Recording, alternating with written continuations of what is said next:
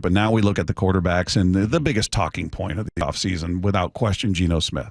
He's got a $44.5 million cap hit this upcoming season.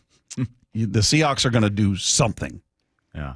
That much we got to know, that they're not looking at that number going, oh, that's fine, because as just to state once again, for those that haven't heard it, Seahawks are one of 5 teams in the NFL that are over the cap.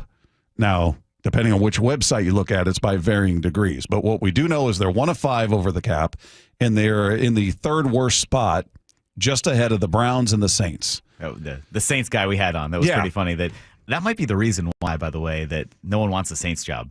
They are in such a tough cap situation. They just have no future. $50 million? Yes, it's bad. It is really bad. Well, we had one website say the Seahawks are around $30 million over, and then we had another one that said they're around 17. So I don't know. Maybe it's right there in the middle somewhere. But Seahawks are over. They've got work to do. Whether it's, hey, we're releasing guys, we're restructuring, we're extending to spread this money out. They've got a lot of work to do. So that point being, that $44.5 million cap hit for Geno can't stand. They have to do something with that. If that means we restructure, we sign him to an extension, we spread this out, make it less punitive, at least the first, next couple of years, or they trade him, or they release it. I don't know. I couldn't imagine them releasing him, but something will happen with that number. Now, beyond him, you've got Sam Howell, who you almost forget how young he is. I mean, he's entering the final year of a rookie deal. So he's the wild card, because I have no sense of how they really feel about him. I know they talk a good game. They're excited. They gave up draft capital to bring him in here. It wasn't just a standard, hey, let's pay Drew Lock $5 million and you're our backup. You've got experience. And they the day they did that with Drew Lock, we were doing the John Schneider show, and he was walking on air coming in the room. Did you hear? Sign Drew Lock. I mean, he was fired up. I still remember that high five, because you can hear it so loudly and clearly. He comes in and high fives you guys. That's the first thing that you can hear to start the interview. So they were pumped. They were. And then if they're that excited, like you're saying about just $5 million for Drew Lock, they traded a 3rd and a 5th, and they got back 4th and a 6th. But they traded 2 early to mid-round picks for Sam Howell. You're going to have him here, and then he ends his rookie deal. Is that all for naught? Like, you're not going to necessarily re-sign him if it's going to cost a lot, having never really played for you, but you have him here on a rookie deal. That is the wild card. That is the strange X factor in all this. Yeah, just understanding how they view him, and did their view change at all based on that brief appearance, which was not good, but that's all you ever saw other than practice. Did your feelings change at all? Do you have some sense that this is our future and we like him, one more year behind Geno, and then we're ready to unleash it? I have no idea how they feel about Sam Howell. But meanwhile, they did trade to get him.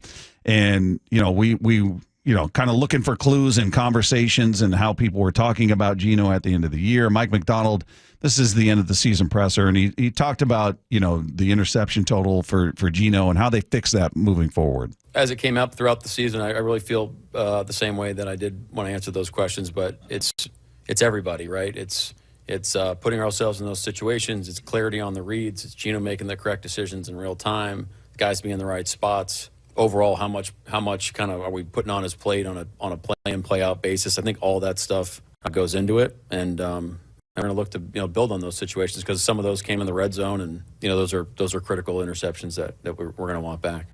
Yeah, you definitely want those. That's got to be the first directive to Clint Kubiak. Help him in the red zone, and that's a separate conversation of what do you think about Geno long term. But the first immediate concern for this year is help Geno, if he's the quarterback, not commit those costly turnovers. And what can we do? Play calling. What can we do? Formation. We heard a little bit from the Saints guy about some of the things that Kubiak has done. So anything to maybe get him under center more in those goal-to-go situations and keep him away from tough passing situations where the field constricts and shrinks like that. Yeah, one more. This from Daniel Jeremiah, and he was asked how hard it would be for Geno to improve in the red zone next season. Well, you just mentioned the team that doesn't have this, this super athletic quarterback down there, and that's Detroit. So what does Detroit do? They have such a dominant offensive line, and they 3rd and 4 is not necessarily a guaranteed pass down because of how good they are in that aspect of the game, and it takes all the pressure in the world off of the quarterback. So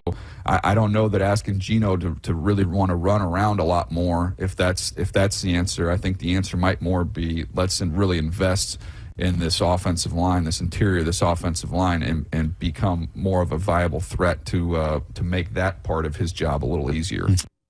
Yeah, I agree, but I wonder if the Seahawks agree. I wonder if they feel like I think they recognize that it was a problem, but I wonder if they're looking at it going, hey, we just spent a third-round pick on Christian Haynes. He's going to be ready to go.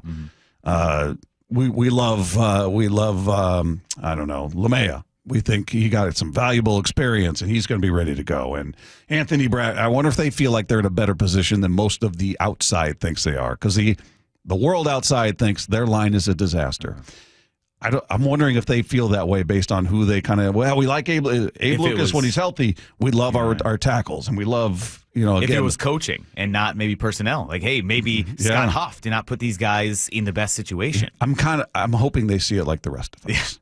I'm hoping they have a sense of urgency. Like, no, we need to get reinforcements in here. We can't wait to see if this guy develops into something.